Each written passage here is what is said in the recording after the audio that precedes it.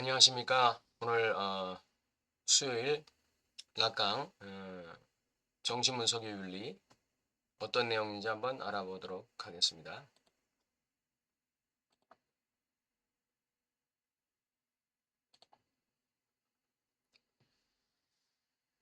네, 오늘은 에로티심의 아나몰포시스로서의 궁정풍사랑 이와 같은 제목으로 말씀드리겠습니다.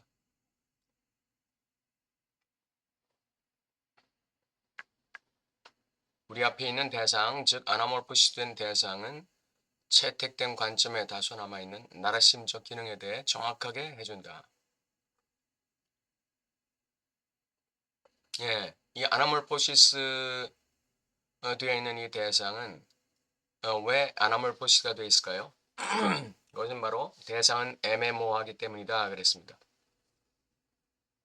락강이 말하는 환상의 대상은 애매모호한 대상입니다. 접근 불가능한 대상입니다. 존재하는지 존재하지 않는지 명확히 판단할 수 없는 대상이죠. 그런 대상에는 우리의 나르심적 기능이 들어있다는 거예요. 공중사랑의 이데올로기에서 추구되는 이상화하는 승화 요소는 근본적으로 성격상 나르시스트적이다. 예, 우리가 이 공중사랑의 이데올로기에서 추구하고 있는 이 승화 안에는 근본적으로 나르시스트적인 요소가 담겨 있다 이거죠. 이 대상에 대한 나르시즘의 메커니즘은 대상에 대한 공격성이나 파괴 감소를 암시할 수 있다. 왜? 자기의 적이기 때문에 대상에 대한 공격이나 파괴가 감소될 수 있어요. 그러나 그것은 또 다른 역할, 즉 한계로서의 역할도 수행한다. 나르심적이기 때문에 이 아나몰포시스 된 대상에게 접근하는 것에 대해서 공포를 가지고 있는 거예요. 공포. 우리가 그 몇 주 전에도 얘기했지만 이 궁정풍 사랑의 대상으로서의 이 궁정풍 여인, 이 여인은 결코 불쌍하고 착한 여자가 아니라는 거죠. 악도 있고 성격도 아주 더럽고 아주 독재적일 수도 있고 하인에 대해서 그러한 악이 있는 그런 여인이기 때문에 이 대상에게 접근한다는 거 그것은 굉장히 공포를 유발하는 것입니다. 그리고 내 안에도 악이 있기 때문에 나르시즘도 있고 악이 있기 때문에 그 함부로 접근할 수가 없는 거예요. 왜? 내 나르시즘에 상처가 되기 때문에. 그것이 참여하는 유일한 조직은 대상의 접근 불가능성이다. 대상의 접근 불가능성. 대상의 접근 불가능성. 이건 대상의 본질입니다. 대상은 단순히 접근할 수 없는 것이 아니라 모든 종류의 악한 힘에 의해 대상에 도달하기를 열망하는 사람과 분리되어 있다. 질투심많은 라이벌이자 비방자이다. 예, 여기 모든 종류의 악한 힘에 의해 대상에 도달하기를 열망하는 사람과 분리되어 있다. 이렇게 되어 있죠. 질투심많은 라이벌이자 비방자다. 예. 이게 이제 대상이에요. 여기 라이벌이자 비방자 요게 프로이드에게서는 이게 어떤 사람일까요? 주체 안에 있는 또 다른 이웃인 네벤맨슈입니다. 예, 굉장히 자기 안에 있는 또 다른 이웃이에요. 네벤맨슈이다. 그 심리적 기원 즉 네벤맨슈와 함께 삶을 그리고 그는 기독교 발전의 관점에서 볼 때 이웃의 신격화가 차지할 바로 그 장소를 지적했다. 이 개념은 프로이드가 최초로 정립했다. 기독교적인 발전의 관점에서 볼 때. 이 기독교적인 관점에서 어떻게 이야기하고 있죠? 내 이웃을 내 몸과 같이 사랑하라 그랬어요. 네, 내 이웃의 첫 번째 이웃은 내 안에 있는 네베멘시 이웃이에요. 네베멘시 이웃. 내 안에 있는 나의 이웃이 바로 네베멘시예요. 이걸 먼저 사랑하는 것이죠. 그렇게 될 때 이 네베멘시가 대상을 사랑하는 것에 대해서 라이벌이 되지 않아요. 비방자가 되지 않아요. 협조자가 되는 것이죠. 예. 주체의 또 다른 이웃인 네베멘시가 힘을 합해서 대상을 두려움 없이 사랑할 수 있게 되는 거예요. 이게 바로 프로이드가 기독교 교리에서 발전시켜온 이웃에 대한 신격화입니다.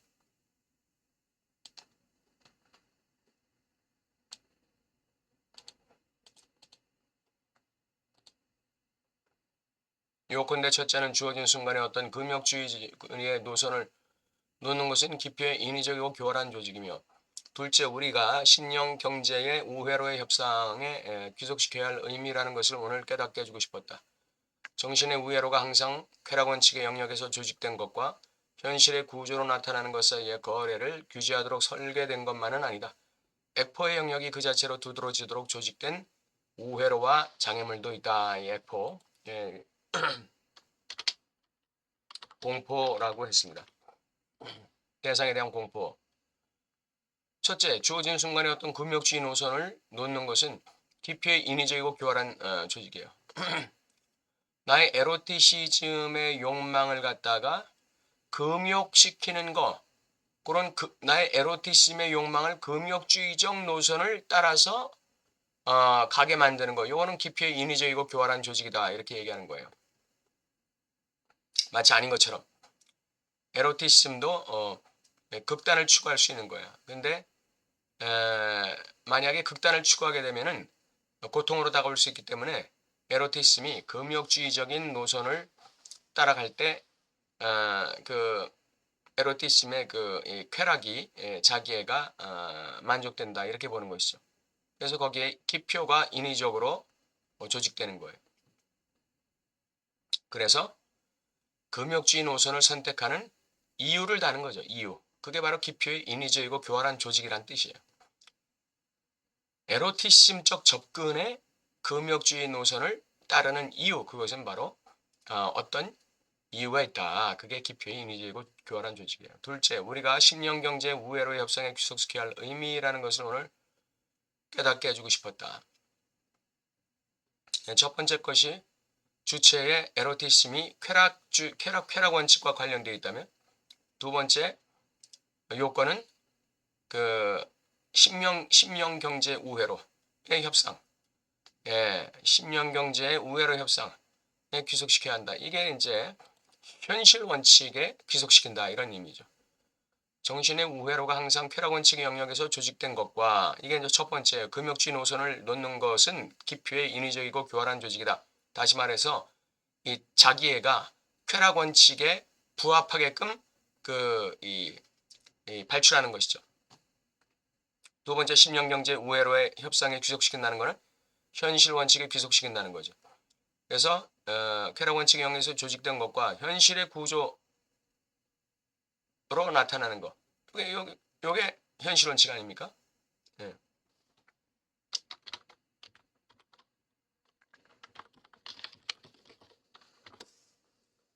사이의 거래를 규제하도록 설계된 것만은 아니다. 요 두 가지만은 아니라 이거예요. 뭐가 그렇단 얘기죠? 뭐가 그렇단 얘기죠? 이웃에 대한 신격화. 이웃에 대한 신격화가 쾌락 원칙과 현실 원칙에 맞는 것만 가지고서는 그렇게 설계된 게 아니다, 이거죠. 액포의 영역이 그 자체로 두드러지도록 조직된 우회로와 장애물도 있다.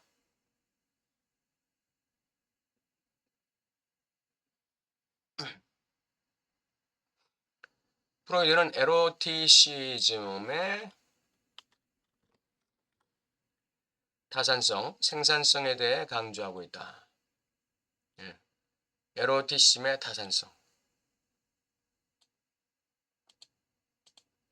성이론에 대한 세 가지 에세이에서 그는 에로티즘의 3단계에 대해 얘기한다. 첫째는 전이, 파루스트이다. 우리는 사랑 행위의 예비 단계의 성적 가치화에 대해 말할 수 있는 것은 욕망의 즐거움, 더 정확하게는 불쾌감을 경험하는 즐거움이 유지되는 한에서만이다. 전희의 성적 가치화. 이 전희의 성적 가치화. 여기에 대해서 말할 수 있는 것은 욕망의 즐거움, 더 정확하게는 불쾌감을 경험하는 즐거움이 유지되는 한에서이다. 왜 불쾌감이 경험될까요? 전이가 성적 가치화되는 과정에서 그 대상, 내가 사랑하고자 하는 대상에 악이 경험되는 거예요. 더러운 성질이 경험되는 거죠. 그, 아, 예상치 못한 어떤 대상의 어떤 그 불쾌스러운 부분들이 감지되는 거예요. 그걸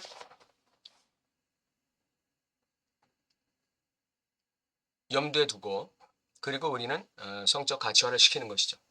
이게 전입니다. 둘째 키스, 오스쿨럼입니다. 키스이다. 에로티즘의 다산성. 여기 에로티즘의 3단계에 대해서 얘기하는데 첫째, 성적 가치화로서의 전이. 예, 전이. 여기에 있다는 거하고 그 다음이 오스쿨럼, 키스다. 키스가 있다. 그 다음에 세 번째, 자비의 결합이 있다. 자비의 결합. 이는 콘솔라멘툼에서 어떤 그 성사의 하나죠. 그 위로의 성사, 위로의 성사에서 카타르파 중 가장 높은 인문자에게 주는 축복, 자비의 선물, 자비의 축복, 자비의 선물이에요. 이게 축복이 자비의 선물이면서 이것과 이 축복과 동일시 이게 이제 자비의 결합이 되는 거죠.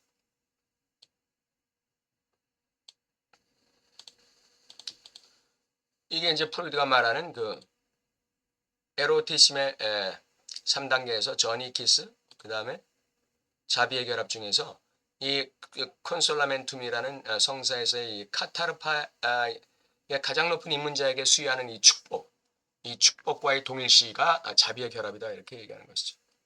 그러니까 성적 결합이라 할지라도 그 성적 결합이 단순히 육체적 결합이 아니라 그것은 자비의 결합이다. 자비의 결합이에요.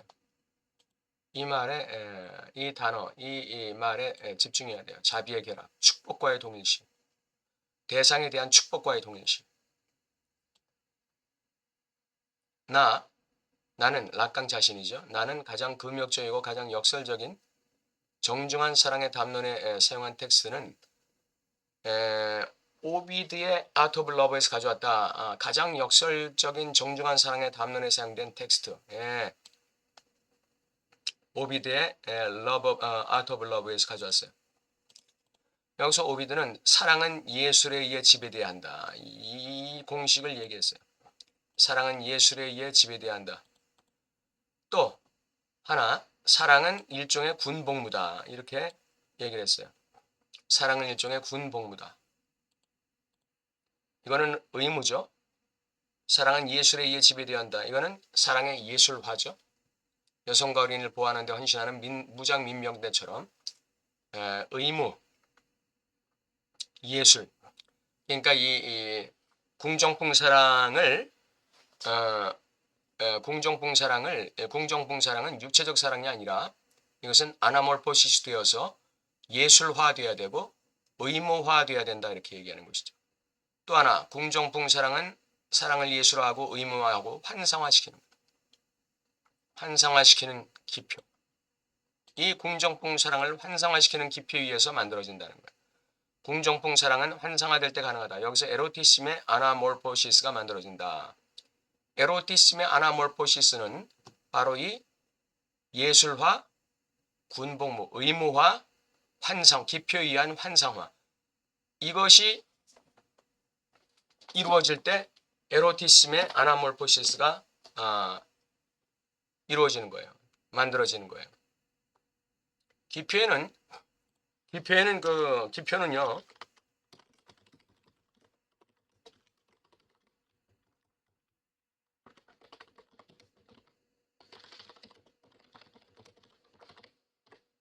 기표에는 거기에 부착되는 감정과 이미지가 있습니다.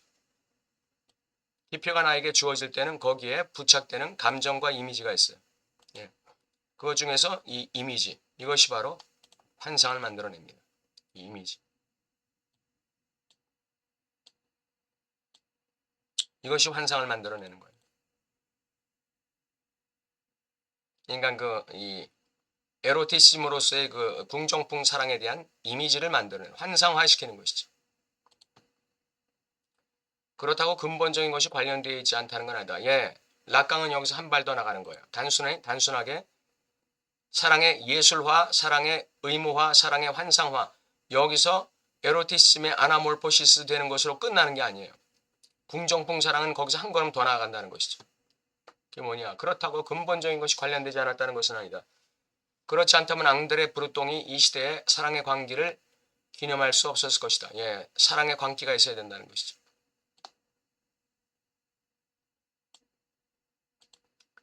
이 사랑의 광기가 있을 때 궁정풍 사랑이 말하자면 완성될 수 있는 거예요. 궁정풍 사랑은 단순히 환상 속에서 일어나는 것이 아니라 기표 구조를 통해 상징기 안에서 얼마든지 일어날 수도 있다.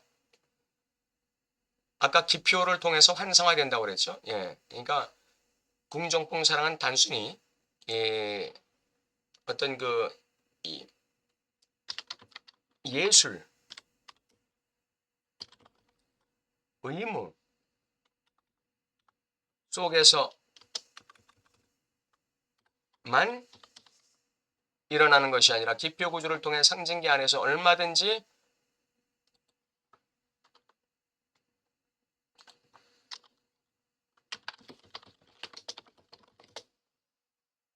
환상을 통해서 얼마든지 일어날 수 있다.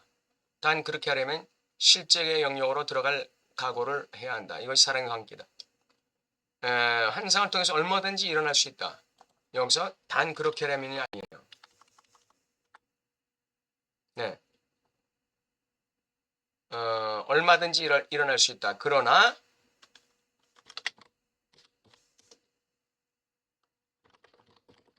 그것으로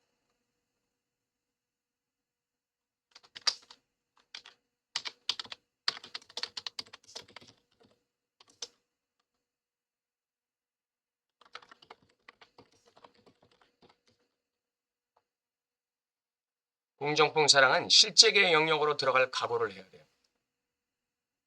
이게 사랑의 관계예요. 다시 말해 브루타뉴가 사랑의 관계를 불러일으킨 것은 사물의 자리, 승화의 자리에 다시 한번 등장한 것이다. 예, 사물의 자리에 등장하는 것이 사랑의 관계는 사물의 자리, 승화의 자리, 실제계.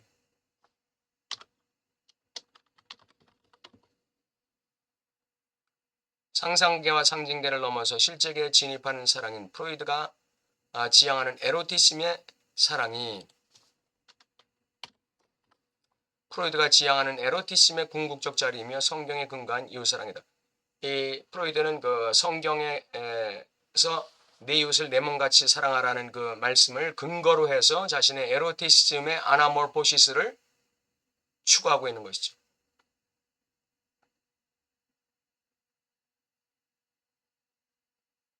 그리고 락강은 그러한 에로티즘의 아나몰포시스로서의 궁정풍 사랑이 어떤 특성을 갖고 있느냐?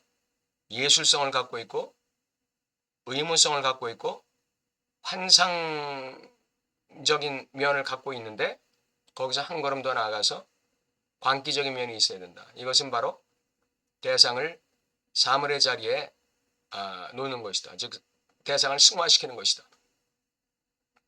이것이 프로이드가 지향하는 에로티심의 궁극적 자리예요. 이것이 프로이드가 지향하는 에로티심의 궁극적 자리예요. 그리고 성경에 근거한 이웃사랑입니다. 오늘 에로티심의 아나몰포시스로서의 궁정풍사랑이에요. 에로티심은 자기애잖아요. 이 자기애가 대상을 향할 때 어떻게 아나몰포시스 돼야 궁정풍사랑으로 갈 수 있는가? 예술화, 의무화, 환상화 거기에 한 걸음 더 나가서 광기화돼야 궁정풍사랑으로서 접근할 수 있다는 거 오늘 이러한 내용이었습니다. 예, 오늘 지문이 좀 많이 이해가 되셨나요? 좋지 않은 목소리로 오늘 설명을 드렸는데 죄송합니다. 우리 또 평안하시고 다음 주에 뵙도록 하겠습니다. 감사합니다.